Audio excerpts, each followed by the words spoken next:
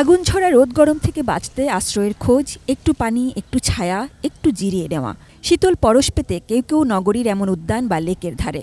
আমরা কিন্তু জানি যে এই বনটা উজাড় করলে আমার কি হবে, সেই ফল কিন্তু এখন আমরা পাচ্ছি এবং আমরা এইটার সাফারার হিসাবে এটা বহন করে চলতেছি। আমরা সেভ দ্য কান্ট্রি, গাছ লাগান, plant trees, more and more, এরকম বিভিন্ন ট্রেন্ড আমরা ভাইরাল করতেছি।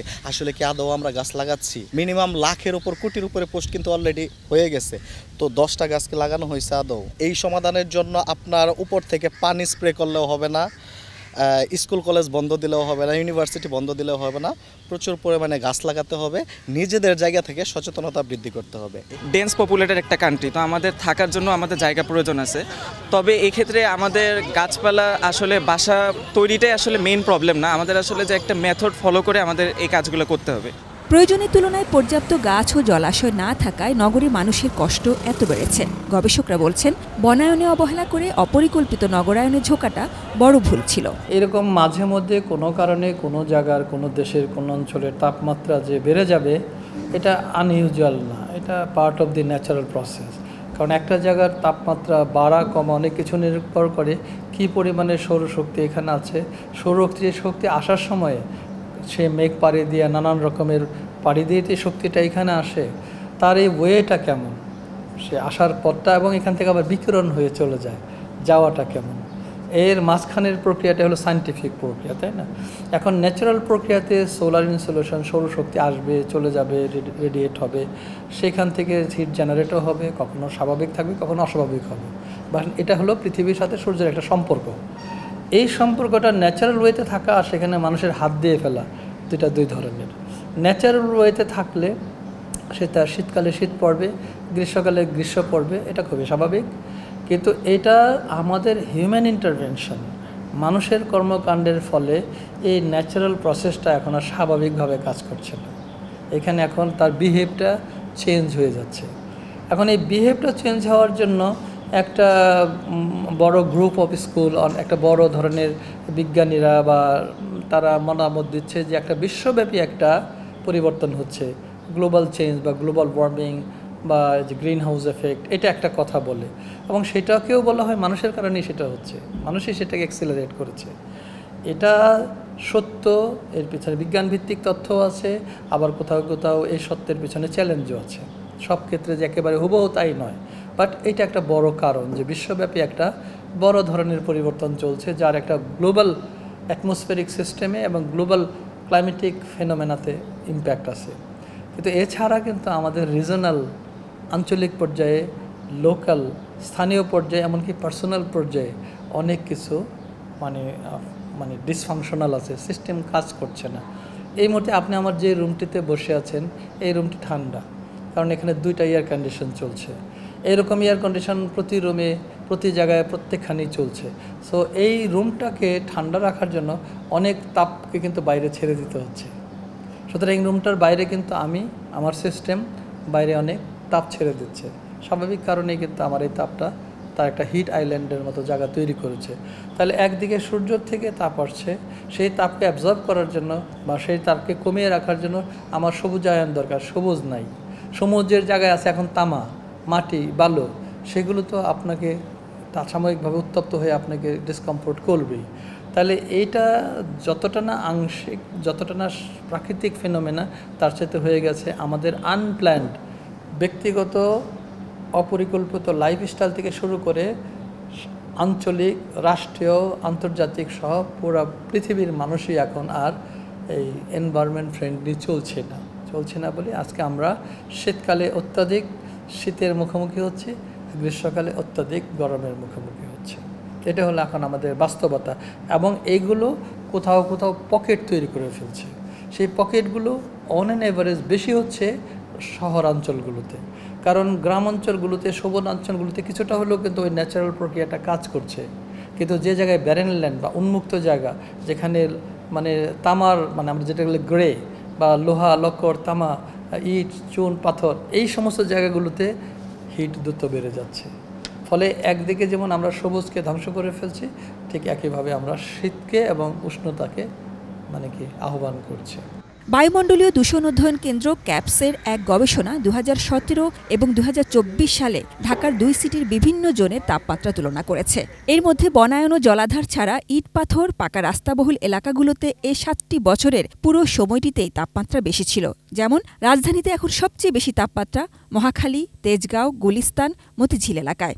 আর সবচেয়ে কম তাপমাত্রা থাকছে চন্দ্রিমা উদ্যান, বোটানিক্যাল গার্ডেন, সেনানিবাস এলাকা, রমনা, হাতিরঝিল, পিলখানা, বুয়েট এলাকায়।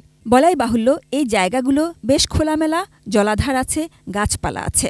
এটি খুবই সহজ বিজ্ঞান যে গাছ অক্সিজেন সালোক সংশ্লেষণের প্রক্রিয়ার মাধ্যমে সরবরাহ করে এবং উপজাত হিসাবে পানি সরবরাহ করে। অক্সিজেন এবং পানি দুইটাই কিন্তু আবার যে কোনো জায়গাকে শীতল করবে, আবার জলাধারগুলো যে কোনো জায়গাকে শীতল করবে।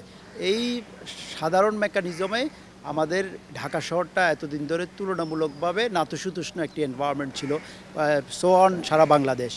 এই নাতিশীতোষ্ণ এনভায়রনমেন্ট থেকে আমরা গত কয়েক বছর ধরে দেখছি যে আমরা চরমভাবাপন্ন একটি আবহাওয়াতে চলে যাচ্ছি, যেটি মৃদু তাপদাহ থেকে তীব্রতর তাপদাহ পর্যন্ত আমরা চলে যাচ্ছি। আজ থেকে 58 বছর আগে কোনো এক সময় কোনো এক বিশেষ পরিস্থিতিতে সেটি একবার দেখা গিয়েছিল, সেটি একটি এক্সট্রিম সিঙ্গেল ইউনিট ছিল। কিন্তু বর্তমানে যেটি দেখা যাচ্ছে ধারাবাহিকভাবে এই তাপমাত্রাটা বৃদ্ধি পাচ্ছে প্রতি বছর, তার পূর্ববর্তী বছরের রেকর্ড ভেঙে তাপমাত্রা ঊর্ধ্বমুখী অবস্থায় যাচ্ছে। বৈশ্বিক একটি প্রভাব অবশ্যই আছে, কিন্তু বাংলাদেশের স্থানীয় যে কারণগুলো আছে সেগুলো এই পরিস্থিতিটাকে আরও বেশি ট্রিগারিং আপ করছে।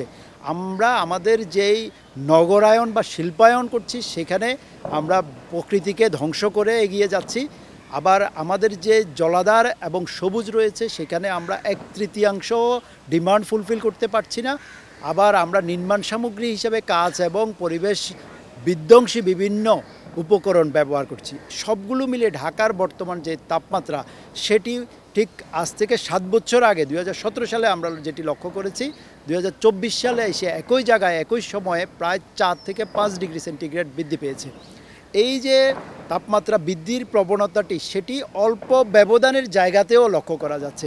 অর্থাৎ আপনি রমনা পার্কের তাপমাত্রা এবং শাহবাগ বা আমাদের অপরাজয় যে ঢাকা ইউনিভার্সিটির যে সেন্ট্রাল টিএসসির যে জায়গাটি, সেই জায়গার তাপমাত্রার পার্থক্য হয়ে যাচ্ছে 2-3 ডিগ্রি সেন্টিগ্রেড। পিলখানা বা সরোয়ার্দী উদ্যানের তাপমাত্রা যত থাকছে, যাত্রাবাড়ি বা ফার্মগেটের তাপমাত্রা তার চেয়ে বেশি হয়ে যাচ্ছে কাছাকাছি ব্যবধানে হওয়ার পরও। এইটি দেখা যাচ্ছে যে ওই এলাকায় এত বেশি ইটের তৈরি বিল্ডিং, গ্লাসের তৈরি বিল্ডিং এবং সলিড ম্যাটেরিয়াল আছে, সেখানে মাটি দেখা যাচ্ছে না, সেইখানে বৃষ্টির পানি গ্রাউন্ডে যেতে পারছে না, আবার গ্রাউন্ড ওয়াটার ইনফিল্ট্রেট করে বা গ্রাউন্ড ওয়াটার নিচ থেকে উপরে এলাকাকে ঠান্ডা করতে পারছে না। এই যে কতগুলো মানুষ সৃষ্ট উপকরণ আমরা আজকে অ্যাক্টিভ করে দিয়েছি, যেগুলো ওয়ার্মিং উপকরণ এবং সাথে সাথে কুলিং যে মেকানিজমগুলো ছিল, গাছ, সবুজ, অন্যান্য জিনিস, এগুলোকে ইনঅ্যাক্টিভ করে দিয়েছি। সেই কারণে এই ঢাকা শহরে এত উত্তপ্ত অবস্থা।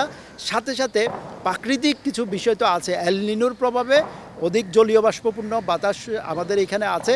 এই যেটি উত্তপ্ত বাতাস এটি গত বছরও ছিল, এই বছরও বাংলাদেশের দক্ষিণ পশ্চিমাঞ্চলের জেলাগুলো হয়ে ঢাকাতে কিছু প্রবেশ করছে, তার প্রভাবেও এখানে একটু উত্তপ্ত বাতাস রয়েছে। সো প্রাকৃতিক কারণগুলোর সাথে সাথে মানুষীয় কারণগুলো যোগ হয়ে আমাদের একটি অসহনীয় অবস্থা সৃষ্টি করেছে। তাই সময় থাকতেই সাধনে তাগিদ দিচ্ছেন গবেষকরা। এখন আপনার প্রথম দায়িত্ব কি থাকবে? বন ফিরিয়ে আনার চাইতেও প্রথম দায়িত্ব হবে বন যেন আর ছোট না হয়। ঢাকা শহর আগে যে পরিমাণে সবুজায়ন ছিল, এখন কি সেটা আছে? তাহলে আপনার ঢাকা শহরের সবুজায়ন আর বৃদ্ধি করার আগে আপনাকে প্রথম কাজ হচ্ছে ঢাকা শহরের সবুজায়ন যেন আর নষ্ট না হয়। তাহলে আপনাকে স্টার্টিংটা করতে হবে কি, যে আগে যে আনপ্ল্যান্ড ডিগ্রেডিং যে প্রসেসটা এখন চলছে এটাকে বন্ধ করা। সেটা এখন অ্যাওয়ারনেসের মাধ্যমে বন্ধ করতে পারেন, আইন প্রয়োগের মাধ্যমে বন্ধ করতে পারেন। কিন্তু আমাদের কাছে প্রতিনিয়ত খবর আসছে দেশের এইখানে সেখানে উন্নয়নের নাম দিয়ে গাছ কাটা হচ্ছে, পাহাড় কাটা হচ্ছে, ধ্বংস করা হচ্ছে। সেই রিমোট একেবারে মানে সেই রিমোট গ্রাম অঞ্চলের থেকে শুরু করে শহরের কেন্দ্রস্থল সবই জায়গায় একই প্রক্রিয়া চলছে। তাহলে আপনাকে ফিরে আসতে চাইলে যে প্রসেস আপনি এখানে আসেন তার উল্টা প্রসেসে যেতে হবে, সবুজায়নে যেতে হবে। আর অপরিকল্পিতভাবে যাওয়া যাবে না। এখানে একটা আশার একটু কথা হচ্ছে, তাও এটা কিন্তু পুরোপুরি আবার পরিবেশভাবে একেবারে পুরোপুরি পরিবেশ বান্ধব বলা যায় না। আসার কথা হচ্ছে শহরের ছাদ বাগানগুলো কিছুটা হলেও শহরকে শীতল রাখার জন্য, আপনার বাড়িটাকে ঠান্ডা রাখার জন্য, ছাদগুলোকে একটু কুল রাখার জন্য একটা ভূমিকা রাখছে, কিন্তু তার জন্য কিন্তু আপনাকে মূল্যবান ওয়াসার পানি নষ্ট করতে হচ্ছে। এটাও কিন্তু আবার একটা চেইন, ওই ওয়াটার পানিটা তৈরি করতে তো এনার্জি লস করতে হয়েছে, তাই না? অর্থাৎ একটি ছাদ বাগানকে লালন করাও কিন্তু অনেক ব্যয়বহুল, ওটার সাথে আবার পরিবেশের একটা সম্পর্ক আছে। তারপরও আমি বলবো কিছুটা হলো সবুজায়ন আমাদের এই ছাদ বাগানের মাধ্যমে ফিরে আসতেছে। তা আমাদের প্রথম কাজই হচ্ছে যে অপরিকল্পিত যে উন্নয়নগুলো আছে সেটা ভূমি ব্যবহার থেকে শুরু করে একেবারে মানে ভবন নির্মাণ পর্যন্ত এই অপরিকল্পিত ব্যবস্থাটাকে বন্ধ করতে হবে এবং যতটা সম্ভব প্রকৃতির কাছে যেতে হবে, প্রকৃতি নির্ভর হতে হবে এবং সবুজকে ফিরিয়ে আনতে হবে। আর এটা করতে হবে আইন প্রয়োগের মাধ্যমে এবং জনগণকে সচেতন করার মাধ্যমে। আমাদেরকে প্রথমে যে জিনিসটিকে করতে হবে যে রাষ্ট্রের যে বড় পলিসিগুলো আছে সেখানে এই জলবায়ু পরিবর্তনের অন্যান্য পার্টগুলোকে যেভাবে গুরুত্ব দেওয়া হয়েছে, ফান্ড নিয়ে আসা, অ্যাডাপ্টেশন করা, মিটিগেশন করা ইত্যাদি ইত্যাদি, সেগুলোর ভিতরে এই যে তাপমাত্রার যে বিষয়টি অনেকটুকুই নেগলিজেন্স অবস্থায় আছে। সেখানে তাপমাত্রার বিষয়টি মাথায় রেখে আমাদের সার্বিক উন্নয়ন পরিকল্পনা করতে হবে।